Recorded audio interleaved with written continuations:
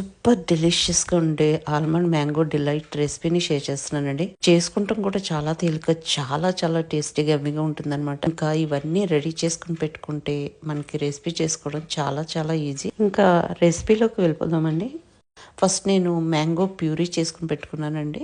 ఆ mango ప్యూరీని 2 table spoons చొప్పున ఒక్కొక్క గ్లాసులో యాడ్ చేసుకుంటున్నాను. ఇది బంగినపల్లి మ్యాంగో అండి. దాన్ని ప్యూరీ చేసుకున్నాను అనమాట. ఇంకా తర్వాత pumpkin seeds, water melon seeds ఒక 6 అవర్స్ పాటు సోక్ చేసుకున్న తర్వాత కొంచెం మ్యాంగో పీసెస్ వేసి ప్యూరీ లాగా చేసుకున్నాను. అది యాడ్ చేశాను సెకండ్ స్టెప్ గా.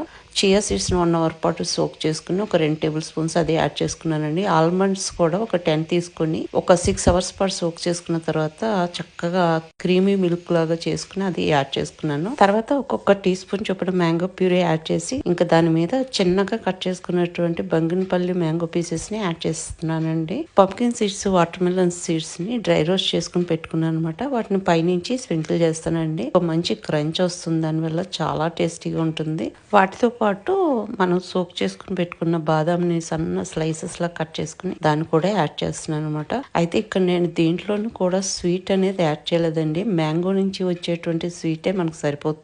మీరు తీపి ఎక్కువ ఇష్టపడితే కనుక ఈ పంప్కిన్ సీడ్స్ వాటిని ప్యూరీ చేసేటప్పుడు ఒక్కొక్క టీ స్పూన్ చొప్పున షుగర్ యాడ్ చేసుకోవచ్చు. ఈవెన్ ఆల్మండ్ మిల్క్ చేసుకునేటప్పుడు కూడా ఈ విధంగా లేయర్స్ లాగా మనం సెట్ చేసేసుకుని వెంటనే సర్వ్ చేసేయచ్చు, లేదా ఫ్రిడ్జ్ లో కాసేపు పెట్టుకుని కూడా సర్వ్ చేయొచ్చండి. ఎంత టేస్టీగా, ఎంత డెలిషియస్ గా ఉంటుందో చెప్పలేను. తింటున్నప్పుడు అన్ని మిక్స్ చేసుకుంటూ తింటుంటే ఆ ఆల్మండ్ మిల్క్ ఫ్లేవర్, ఆ మ్యాంగోలోని తీపిదనం, ఆ సీడ్స్ లోని క్రంచ్ అద్భుతంగా ఉంటుందండి. ట్రై చేసి చూడండి.